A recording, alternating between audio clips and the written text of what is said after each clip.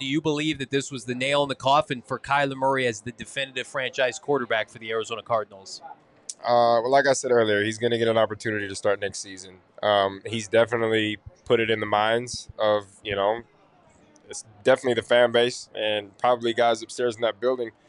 I think if he doesn't come out early next season and show that he can be that guy and show the arm strength and to throw it downfield and to win the big games, I think that's going to be it for him. Yeah, I mean, you can be critical of the passing game, which I have, and the offensive coordinator, and the easiest person to move off of will be Drew Petzing, and who knows, maybe they make that move if they get embarrassed the next 2 weeks. But I think the clock has officially started on Kyler Murray's time here as the franchise quarterback, and it's happened a complete fall from grace. Nothing that any of us could have seen coming. I mean, you can be a K1 hater, and we've been K1 supporters and defenders, and I continue to defend him as a person, but you're 6-4, and then you collapse down the stretch, 1-4 post bye, potentially en route to 1-7 or 1-6 post bye.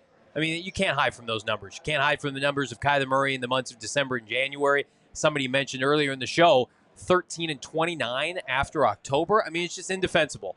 And as much as Jonathan Gannon, I know, loves Kyler Murray, and Monti Ossenfort has belief he can be the guy, if you're smart, you have to have a contingency plan. You have to be able to go to Michael Bidwell and say, like, yeah, Kyler Murray's our guy in 2025. We're going to pay him accordingly. But we also have our sights set on every quarterback in the Senior Bowl, every quarterback in the draft. We're going to start and comb. We're going to move heaven and earth to find the next guy. I do not think the Cardinals unequivocally will be in on a Sam Darnold or any of these free agent quarterbacks because I just don't believe that, number one, those guys are going to be available. Number two, you could afford them with Kyler Murray's contract. And number three, like the guys who are going to be available, it's going to be like the Jameses of the world, right? Guys that are not a clear-cut upgrade, that have flaws. That's what free agency is. Kirk Cousins is going to be available. We don't even think he can play anymore. So at the end of the day, it's like Monti Ossenfort and Jonathan Gannon have continued to reshape this roster, have made some improvements this year, but we're on a collision course for a disastrous finish. They should have the right, whether it's in 2025, 2026, to draft their future franchise quarterback. I don't think you can sit here and say what we all hoped, that Kyler Murray was going to play out his contract, that Kyler Murray was going to be the definitive answer. I think those games are done. Those seasons are done.